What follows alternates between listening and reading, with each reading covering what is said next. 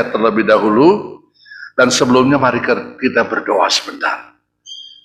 Ya Tuhan, cerahkan hati dan pikiran kami, iluminasikan kami kebenaran yang Tuhan sudah sabdakan melalui Alkitab ini.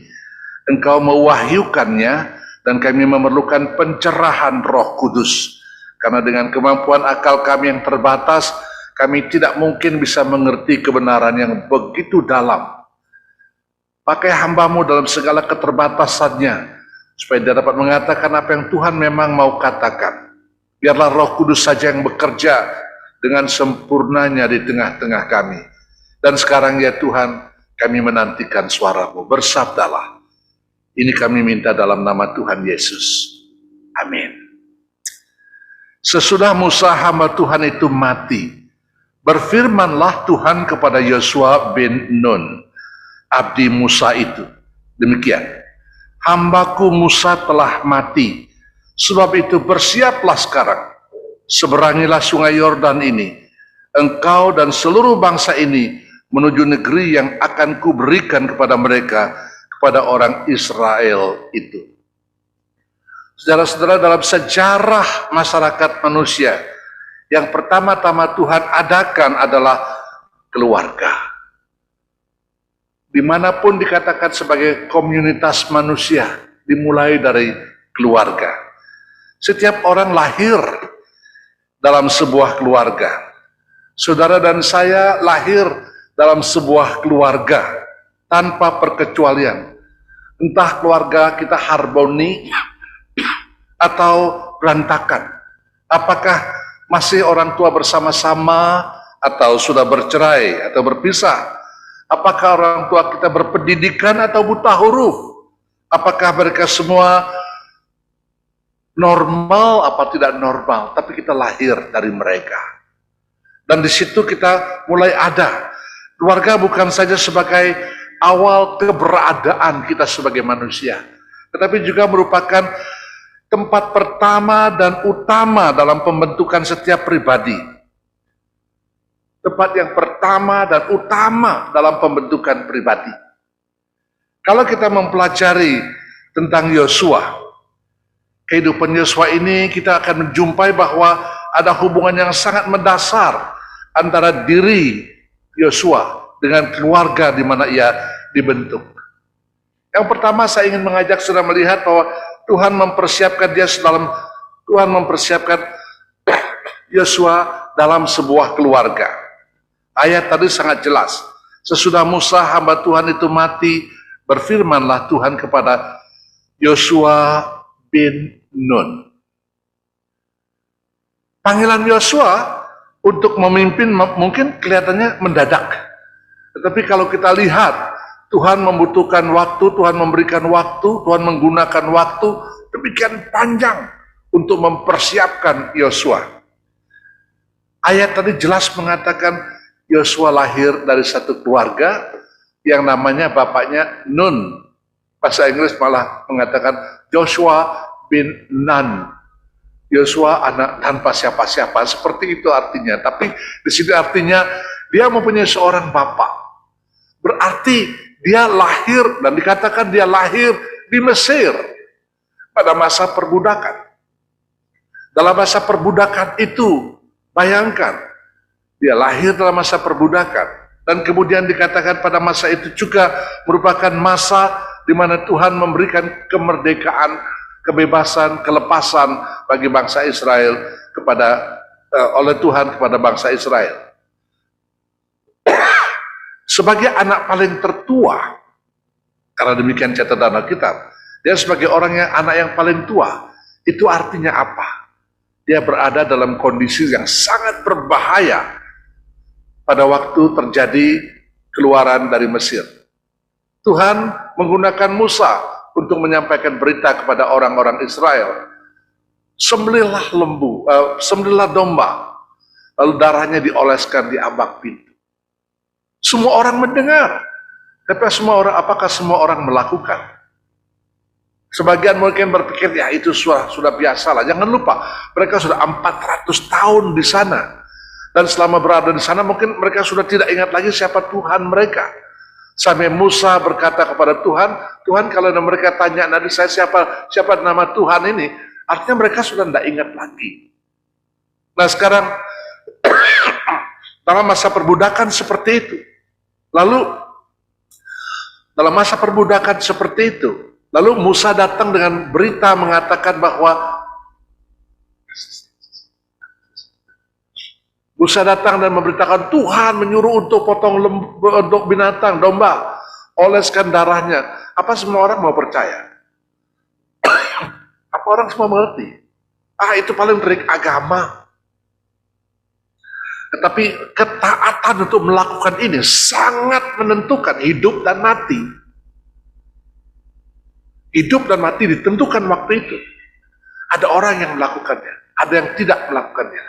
Dan Alkitab mengatakan setiap malam itu malaikat maut lewat setiap rumah tanpa ada lambang darah yang masuk. Semua yang sulung mati dibunuh. Yosua ada sulung. Dia harus mati. Tapi puji Tuhan, orang tuanya seorang yang percaya kepada Tuhan. Disinilah kita melihat Yosua mengalami satu pembentukan. Di sini kita melihat juga orang tua Yosua bukan seorang yang asal-asal melahirkan anak, sudahlah besar sendiri nanti. Bukan. Orang tua memberikan teladan, ini yang sangat indah. Orang tuanya memberikan teladan untuk mentaati Tuhan. Di keluarga, hal ini sangat-sangat penting. Kita tua bukan oleh karena kita paling tinggi di rumah tangga dalam usia dan wewenang, tapi juga merupakan orang yang paling menjadi teladan. Orang tua Yosua lakukan keteladanan ini dengan baik. Dia mau taat kepada firman Tuhan, dia percaya kepada Tuhan, dan bukan hanya percaya tapi melakukan apa yang Tuhan katakan. Dia sembelih domba, dia oleskan, sehingga Yosua tidak mati. Nah di sini kita melihat, orang tua adalah orang yang menjadi kunci utama dalam pendidikan rumah tangga. Banyak orang tua yang tidak memperhatikan hal ini. Dianggapnya pendidikan itu cukuplah dengan menyekolahkan biaya terbaik, apa-apa sekolah terbaik, apa-apa terbaik diberikan. Cukup? Tidak. Teladan orang tua. Teladan orang tua itu sangat penting sekali. Anak belajar apapun mulai dari rumah. Ingat mereka misalnya belajar berbicara. Cucu kami yang 4-5 bulan baru lahir, kami senang melihat bagaimana dia di video belajar ngomong. Ya itu awal, tapi dia akan ikuti orang tuanya pelan-pelan sampai dia bisa mengatakan papa, mama. Lama-lama dia mulai mengikuti kata-kata yang dipakai di sekitar itu. Saya masih ingat bagaimana anak saya dulu mengatakan, nangis-nangis pada satu waktu dia nangis bilang, toti totat. Apa toti totat ya? Lama-lama toti totat saya mengerti, oh roti coklat. Kata-kata salah. Tapi kemudian pelan-pelan maju. Dari mana dia belajar? Orang tua. Kemudian saya ingat perkataan pepuyuk. Apa pepuyuk? Maksudnya kerupuk. Dan seperti itu. Kata-kata seperti dia belajar dengan pelan-pelan. Dan seterusnya, anak belajar dengan pelan-pelan. Dan itu ikuti orang tuanya. Orang tua mengajar salah, anak akan menjadi salah. Sopan santun etika, umpamanya, diajar di rumah. Orang tua mengajar. Saya sangat terpengaruh pada waktu saya mulai tinggal di Jawa Timur, tahun 69. Saya mulai tinggal di Jawa Timur, di Malang. Seorang anak dipanggil, misalnya siapa namanya begitu. Dono, anak jawab, Dalem. Dalem itu apa ya? Kemudian saya merenungkan apa arti perkataan dalem. Dalem itu saya. Yang keluar dari ungkapan yang paling dalam. Segenap diriku dalam. Bagaimana kebiasaan di rumah orang tua itu akan diikuti oleh anak. Ada orang tua yang menganggap dirinya, aku punya kuasa mau apa semau gue. Jangan begitu. Pikirkan baik-baik. Itu akan membawa dampak cara kita makan, cara kita mencuci kamar mandi, bangun pagi membersihkan tempat tidur, semua diikuti oleh anak. Ingatkah saudara bagaimana teladan munafik yang diberikan oleh hamba Tuhan Eli umpamanya? Anaknya menjadi begitu rusak. Walaupun dia mengerti adat istiadat dalam rumah Tuhan, tapi merusak. Intinya sudah hilang. Ingat dengan Anania Safira mempermainkan uang. Suami istri nggak disebutkan soal anak-anak, tapi dia orang kaya, punya tanah, mau jual, mempersembahkan pada gereja. Semua tidak salah dengan memberi kepada gereja. Tapi salahnya di mana? Dia berjanji memberikan semua hasil tanah itu dipersembahkan buat gereja. Tapi pada waktu dia jual, duitnya banyak ya. Sayang, mana ada orang persembahkan begini banyak. Dia bermain. Akhirnya separuh dipotong, separuh dibawa kepada rasul-rasul, mempersembahkannya. Rasul Tuhan mengatakan, apakah itu semuanya? Sebagaimana janji. Iya, di sini permainan terjadi. Orang tua yang bermain-main dalam hal ibadah akan mempunyai dampak kepada anak-anaknya. Tidak mungkin tidak akan punya dampak. Berapa banyak orang tua yang biasanya di rumah tidak berdoa. Tapi pada waktu rame-rame dengan orang-orang gereja keluar makan, doa. Di rumah anaknya tahu, dia bukan orang yang berdoa. Bagaimana etika yang kita ajarkan di rumah, umpamanya seperti yang saya katakan tadi. Saya ingat dengan satu cerita seorang yang sangat penting dalam sejarah dunia. Di hari liburan, dia bangun pagi-pagi, dia ketok kamar papa mamanya. Begitu diketok, tidak ada jawaban. 2 kali diketok, tidak ada jawaban. 3 kali diketok, tidak ada jawaban. Dia buka. Begitu buka, dia terkejut. Papa mamanya sedang berlutut di pinggir tempat tidur berdoa. Wah, dia kaget. Oh, inikah yang orang tuaku berbuat tiap hari. Hari kedua dia bangun lagi. Dia ketok 2 kali saja. Dia buka, berlutut lagi. Hari ketiga, dia tidak ketok. Dia buka. Dia langsung ikut berlutut di sebelahnya. Dan sejak itu, anak ini kemudian setelah berlangsung lama dia menjadi orang yang sukses. Dia berkata, sejak itu saya tidak pernah melewatkan hari tanpa berlutut di sebelah tempat tidur. Bangun pagi, berlutut di tempat tidur. Saudara, betapa pentingnya teladan. Ada ucapan yang mengatakan, kata-katamu, maksud saya teladanmu, berbicara lebih kuat daripada kata-katamu. Kita sering mengatakan, jangan begini, jangan begitu. Tetapi perbuatan kita tidak sesuai, tidak cocok. Sehingga itu membuat orang lain, anak-anak terutama, tidak akan melihat teladan yang baik itu. Ini yang kita lihat. Kemudian kalau kita perhatikan Keluaran pasal 17 ayat 10, dikatakan di situ, lalu Yosua melakukan seperti yang dikatakan Musa kepadanya. Yang melakukan apa yang Musa katakan. Di sini sebenarnya secara ceritanya adalah mereka menghadapi orang Amalek. Tuhan memilih Yosua. Musa memilih Yosua. Lalu apa yang Musa katakan kepada Yosua, ia lakukan. Apa yang kita lihat di sini? Ini pelajaran disiplin. Yosua menjadi orang yang sudah biasa dengan disiplin. Dia sudah taat dari rumah. Saya ingin katakan kebenaran ini bahwa anak yang di rumah tidak belajar taat, tidak belajar disiplin, jangan harap di luar dia akan bisa taat dan disiplin. Tidak akan.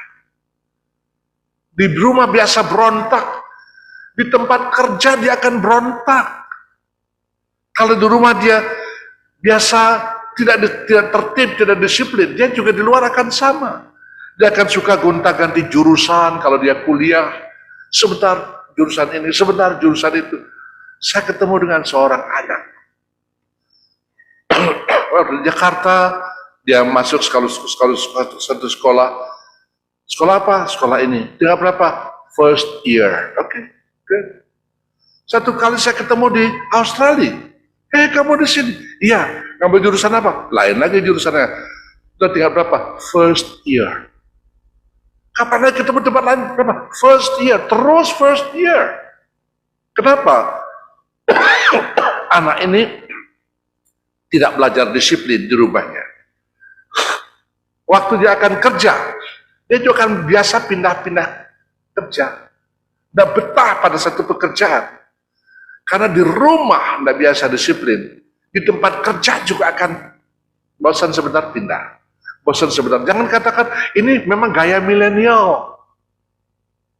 Tidak bisa diartikan seperti itu. Orang yang bekerja dengan tekun, karena dari rumah dia sudah belajar disiplin. Pindah-pindah kerja, waktu pacaran juga gonta-ganti pacar. Dia pikir si ini perfect, dia dekati, oh jangan, tidak perfect lagi, pindah lagi. Tidak pernah berhenti, karena gonta-ganti seperti itu. Celakanya kalau sudah menikah, gonta-ganti istri. Ini bukan barang baru, saudara. Kita semua tahu ini. Dimulai dari mana? Disiplin dalam rumah tangga. Selanjutnya kalau kita melihat Keluaran 24 ayat 12 dan 13. Di situ Tuhan berkata kepada Musa, menyuruh dia naik ke gunung. Kemudian ayat 13 mengatakan, Musa dan Yosua pembantunya menaiki gunung Allah. Apa artinya? Naik ke bukit Allah. Bersama hanya dengan Musa. Musa hanya membawa Yosua. Kenapa tidak yang lain? Bukankah banyak orang-orang yang hebat pada waktu itu yang dia bina? Kenapa hanya Yosua? Yosua yang dikehendaki Allah. Yosua sudah dilihat mempunyai karakter yang bisa selevel dengan Musa, dibawa menghadap kepada Allah. Menghadap Allah di sini jangan dianggap main-main. Satu sikap, satu kualitas karakter yang Tuhan sendiri tahu. Allah melihat ke dalam hati orang itu dan Allah menghendaki itu layak. Maka Tuhan mengizinkan. Kalau tidak mati. Lalu kalau kita melihat lagi dalam Bilangan pasal 13 ayat 14, pasal Bilangan 13 dan pasal 14. Di situ kita melihat ada 12 pengintai. Salah satu Yosua dan Kaleb. 12 pengintai. Sama-sama menjadi pengintai, sama-sama melihat tanah yang sama, situasi yang sama, kembali dengan laporan berbeda. Dan persentase yang berbeda ini sangat menyolok. 10 lawan 2.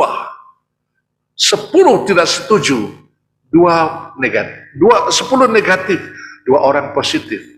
Yang 10 orang mengatakan, percuma ke sana. Orang-orangnya besar-besar, giant, raksasa-raksasa. Kita seperti belalang di depan mereka. Nah, itu 10 orang, mayoritas. Tapi 2 orang berani berdiri berbeda. Salah satu Yosua. Yosua mengatakan, biarpun mereka seperti giant, seperti raksasa. Kalimat yang dia pakai apa? They are bread for us. Mereka itu roti bagi kita makan. Itu artinya. Dari mana orang bisa punya pengertian yang seperti ini? Pertama, konsepnya berbeda dengan yang 10 orang. Yang 10 orang konsepnya, oh besar, kuat, tangguh, tidak bisa kita masuk. Pesimis. Tapi 2 orang ini, disinilah kualitas Yosua sudah nampak. Dibentuk dari harusnya mati oleh karena kalau orang tuanya tidak membentuk dia dengan memotong domba dan sebagainya, anaknya harus mati. Tapi sekarang mempunyai kualitas seperti ini. Bentukan keluarga sangat penting. Melawan mayoritas tidak gampang. Kebanyakan orang makanya kalau dalam perusahaan, misalnya saham, you lewat 1% daripada setengah, itu sudah menguasai. You punya 51%, di sini 49% saudara menang. Hanya 1 poin bedanya. Ini bedanya sejauh 2 lawan 10. tapi masih tegar berani mengatakan, they are bread for us. Mereka itu seperti roti kita makan habis. Kita betul belalang, tapi kita makan dia. Dari mana iman sebesar ini tumbuhnya? Tidak akan terjadi mendadak. Pelan-pelan dari bimbingan rumah tangga, orang tua, teladan, dan seterusnya. Itu yang akan membuat anak-anak itu bertumbuh secara rohani. Sampai akhirnya berani menghadapi arus mayoritas. Oh, semua orang buat begini, saya nggak bisa bertahan. Masa saya tampil beda sendiri? Lemah sekali. Tapi Yosua tidak. 10 orang mengatakan, jangan maju, nyerah saja.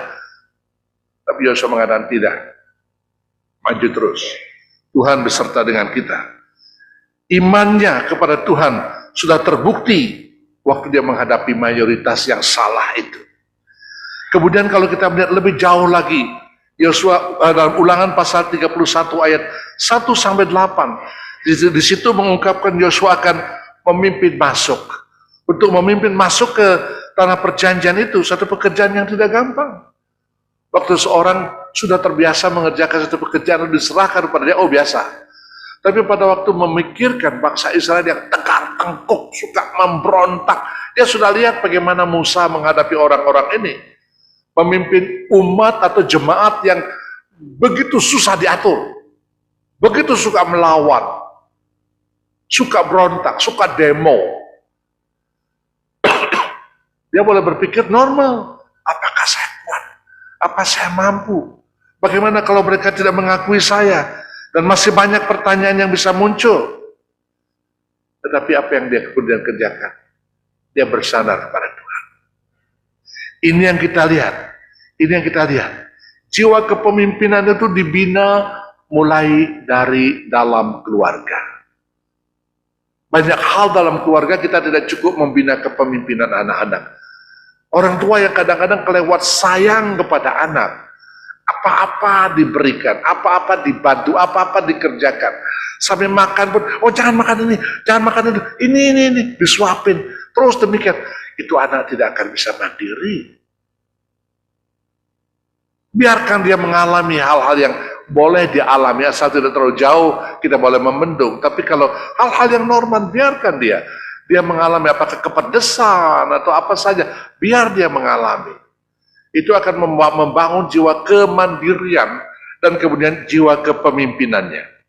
Dan kemudian kita melihat rahasia sukses yang kita lihat dalam hal ini, yaitu rahasia dalam ayat terakhir kita melihat di situ Tuhan memberikan 4 formula untuk sukses.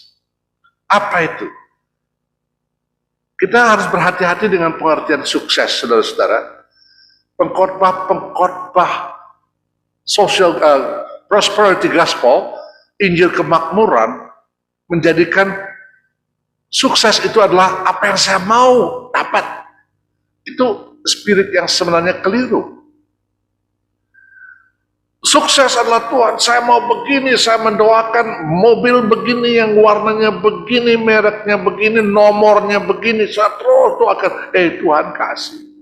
Sukses. Banyak sekali orang zaman sekarang mengatakan, anak Tuhan harus naik, jangan turun lagi naik, terus jadi kepala. Ayat itu betul ada.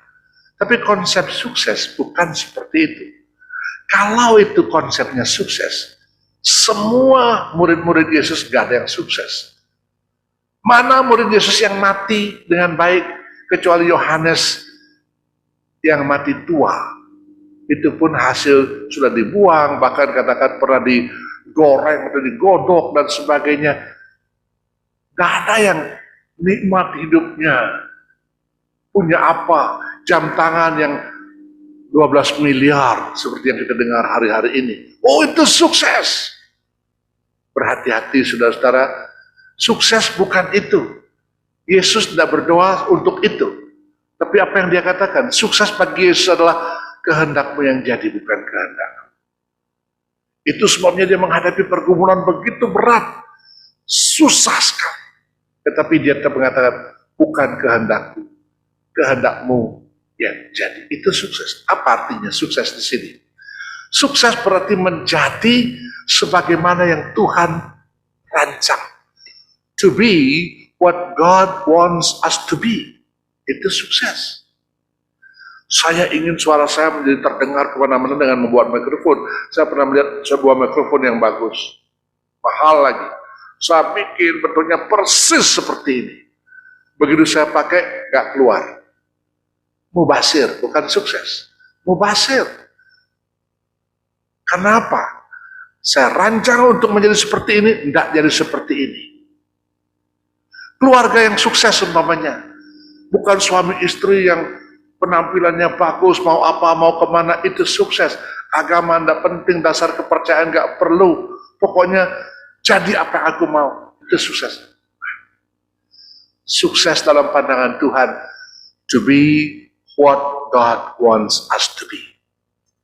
Menjadi sebagaimana Tuhan rancang untuk kita menjadi. Kalau Tuhan izinkan kita melewati suatu penderitaan, itu asal memuliakan Tuhan. Tuhan mau seperti itu kerjakan. Dan di sini kita melihat Yosua sungguh menjadi seorang yang sukses. Apa rumusnya? Pertama, Yosua harus mengetahui firman Tuhan. Itu yang dikatakan hukum-hukum Tuhan tadi. Jangan menyimpang ke kanan, jangan menyimpang ke kiri. Dan itu dimulai dengan mengetahui, tahu firman Tuhan. Bagaimana bisa tahu firman Tuhan? Belajar firman Tuhan. Coba kita renungkan kembali dalam keluarga kita, apakah di rumah tangga kita ada kebiasaan membaca firman, mendidik anak-anak untuk membaca firman? Apakah ada kebiasaan itu? Saya sangat terharu pada waktu salah satu profesor saya di Reformed Theological Seminary di Jackson sering datang ke Jakarta di STT Reformed mengajar juga. Waktu beberapa orang, saya dengan Pak Kaleb Tong, beberapa orang diundang makan ke rumahnya. Begitu habis makan, saya pikir mau pindah melihat majalah apa duduk. Dia mengatakan apa? Ada kami mempunyai kebiasaan reform. Habis kami makan, kami membaca firman Tuhan. Lalu berdoa mengucap syukur. Saya ikuti. Wah, saya merasa dikuatkan. Kalau anak-anak dari kecil sudah biasa seperti itu, nanti dia besar, dia memilih jalannya sendiri, urusan dia dengan Tuhan. Tapi kita orang tua mempunyai kewajiban mendidik anak-anak itu seperti itu. Banyak anak-anak ketika bertumbuh besar, dia tidak tahu ini boleh apa tidak boleh. Mengapa? Karena nggak pernah diajar. Sudah pernah mempunyai komputer itu ada namanya data entry. Masukkan data situ. Masukkan data. Pada waktu dibutuhkan pencetak keluar datanya. Tapi kalau tidak ada data entry, waktu dibutuhkan tidak ada keluar. Begitu juga dengan firman Tuhan di rumah tangga. Masukkan data entry firman Tuhan kepada anak-anak. Ketika dia mulai besar, waktu dia menghadapi sesuatu, ini boleh apa enggak ya? Datanya keluar. Datanya keluar. Tapi kalau dari kecil belum pernah diajarkan, tidak ada data keluar, tembus tabrak saja. Boleh nggak begitu tabrak saja? Dia nggak pernah ada pemikiran itu karena tidak ada data entry. Karena itu pelajari, ajarkan firman Allah kepada anak-anak. Yang kedua, dalam pasal 1 ayat 8 dikatakan jangan engkau lupa memperkatakan kitab Taurat ini. Di sini kita melihat Yosua berbicara mengajarkan firman Tuhan. Itu bukan hanya tahu, tapi mengajarkan. Tidak sedikit orang tua Kristen yang tahu banyak soal Alkitab, tapi anak-anaknya tidak ngerti apa-apa. Karena hanya tahu dia sendiri tahu, tapi tidak mengajarkan kepada anak-anak. Di sini kita melihat harus diajarkan. Ajarkan itu tidak harus dengan buku di depan, harus baca begini. Tidak harus seperti itu. Dengan tindakan, perbuatan, itu membuat kita akan belajar. Saya belajar dari mama saya. Banyak. Mama saya bukan sekolah tinggi, orang sederhana. Tetapi saya belajar banyak soal berdoa. Saya belajar dari mereka. Dan nenek juga. Satu kali saya ingat satu pelajaran yang sangat indah mama saya ajarkan. Sebagai anak di rumah kan Apa-apa maunya dapat lebih banyak. Misalnya kue, pengen dapat lebih banyak makan. Tapi mama saya punya kebiasaan, kalau dia bikin kue, dia potong sebagian, dia letakkan di piring atau bagaimana bungkus, dia panggil saya, nah ini hantar tolong kepada pendeta. Wah, pada pendeta kita aja belum ngecap kok sudah dikasih pendeta duluan. Itu pikiran saya yang pertama. Itu sekali. Berikutnya bikin dagingnya juga begitu. Sering begitu. Ada buah yang dapat dari kebun, bagus sekali pisangnya besar-besar. Yang paling bagus, paling atas dipotong, hantar buat pendeta. Saya berpikir, kok apa-apa buat pendeta? Saya tanya mama, apa-apa kok kasih pendeta? Mama saya mengatakan begini, pendeta itu hamba Tuhan. Tuhannya tidak kelihatan, hambanya kelihatan. Tuhannya tidak kelihatan, rumahnya kelihatan, maksudnya gereja. Wah, langsung ingat dengan tajam sampai hari ini. Kemudian hambanya tidak kelihatan, pekerjaannya kelihatan. Aduh, saya merasa sampai hari ini perkataan beliau masih ada. Cuman yang terakhir yang membuat saya agak sedikit goyang. Dia teruskan kerjanya, balik lagi. Ada satu lagi katanya, hamba Tuhan kita di sini gak terima gaji. Oh, itu membuat saya waktu itu tak mau jadi pendeta. Gak dikasih gaji. Mana mengharapkan pemberian orang aja. Ya kalau jemaatnya baik-baik, kayak mama saya. Kalau jemaatnya kritik terus, menjelekkan pendeta terus di belakang, bagaimana jadi pendeta? Memang sejak itu saya tidak mau jadi pendeta. Sampai satu waktu Tuhan tekuk saya dengan begitu indah. Dengan cara yang luar biasa Tuhan tekuk saya. Gak dapat saya bayangkan bagaimana cara Tuhan begitu indah. Akhirnya saya jadi hambanya juga. Pendidikan yang dengan tanpa mengajarkan ayat-ayat, tapi aplikasi yang begitu jelas. Jadi yang pertama, mengetahui firman Tuhan. Sendiri harus tahu. Jangan hanya mengharapkan anak belajar di sekolah minggu harus tahu banyak ayat. Tapi kita tahu, kita mengajarkan. Itu yang kedua. Kemudian yang ketiga, Yosua harus merenungkan, dikatakan renungkanlah itu siang dan malam. Renungkan. Di sini merenungkan itu berarti memeditasikan. Langkah selanjutnya di luar sekedar mengetahui, merenungkan. Waktu kita hidup berjalan, merenungkan firman Tuhan. Itu sebabnya orang yang sering merenungkan firman Tuhan suka menyanyi lagu-lagu rohani dalam hati. Dia akhirnya hafal banyak lagu-lagu rohani. Dia hafal banyak ayat-ayat. Dan banyak hal lagi. Dan akhirnya yang keempat, rahasia sukses itu, Yosua harus mentaati firman itu seutuhnya. Itu ayat 7 yang kita baca tadi. Taati. Jangan menyimpang ke kanan.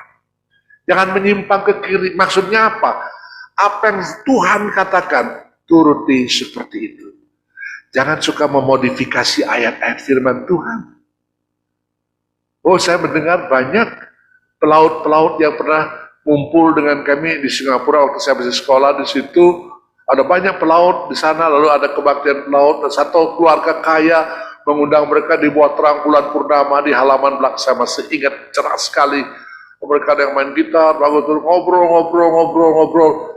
Tapi kemudian ada seorang yang sudah agak sedikit puyeng-puyeng atau bagaimana, keluar omongan yang tidak dapat saya mengerti, membuat saya kaget. Ya, firman Tuhan mengatakan, jangan berzina asal tidak terpaksa, katanya. Loh, kok ada tambahan? Saya pikir, jangan berzina asal tidak terpaksa. Jangan ditambah, jangan dikurangi. Apa firman Tuhan mengatakan, buat itu sesuai firman. Kita akan melihat apa yang kemudian diartikan. Jadi bukan hanya mengetahui, bukan hanya membicarakan, bukan hanya merenungkan atau menghayati, tapi mentaati, melakukan sebagaimana firman itu. Sulit, saudara. Di masa seperti sekarang, pandemi begini, pekerjaan susah, beranikah kita tetap memberi sebagaimana kita tahu diri kita menerima berapa dari Tuhan? Beranikah kita memberi perpuluhan kepada Tuhan? Bukankah kita berkata ada alasan mengatakan, tidak cukup. Tapi kita tahu kita cukup, cuman kita pakai itu sebagai alasan. Masih banyak lagi dalam kehidupan keluarga kita tidak memberi teladan yang terbaik. Tapi sukses di sini sudah kita lihat. Dari keluarga dimulai. Dan kemudian kita melihat, ketahuilah firman Tuhan. Bicarakan firman Tuhan itu. Bahkan dikatakan dalam kitab Ulangan, waktu kamu duduk, waktu kamu berdiri, waktu berjalan, waktu kamu berbaring, waktu segala macam itu, bicarakan firman Tuhan. Sisipkan firman Tuhan dalam percakapan-percakapan kita. Kemudian renungkan, hayati dalam-dalam, internalisasi ayat itu, firman itu. Lalu lakukan dalam kehidupan sehari-hari. Berbahagia orang yang seperti ini. Tuhan memberkati orang yang sungguh-sungguh hidup menurut sukses ukuran Tuhan. Biarlah kemuliaan hanya bagi Tuhan, dan tantangan itu tidak berhenti pada kita saja. Tapi mari kita hidup mengejar sukses sebagaimana yang Tuhan ajarkan bagi kita pada hari ini. Mari kita tundukkan kepala. Ya Tuhan, sudah kami dengar sabda Tuhan. Kami tidak pernah lepas daripada hadir dalam keluarga dan dibentuk dalam keluarga. Kami mengalami hal itu dalam keluarga. Dan kami juga sedang mengalami kalau kami diberikan anak-anak untuk dididik. Mohon Tuhan tolong, supaya kami bukan hanya melengkapi mereka dengan kebutuhan jasmani dan kebutuhan pendidikan, tapi tanpa membentuk kerohanian mereka. Kami bersyukur untuk Yosua, seorang tokoh yang terbesar, yang begitu besar dalam sejarah Israel. Oleh karena dimulai dari orang tuanya di dalam keluarga. Biarlah kami juga bertindak, berbuat seperti itu. Mohon Roh Kudus terus mencerahkan kami. Tolong kami. Kami bersyukur untuk firman yang boleh kami baca dan dengar. Terpujilah nama-Mu ya Tuhan.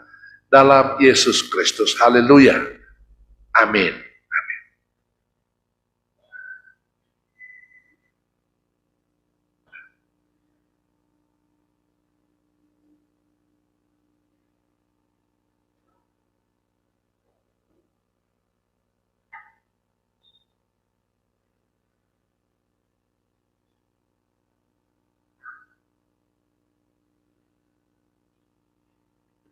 Puji nama Tuhan, firman yang begitu indah yang menguatkan kita.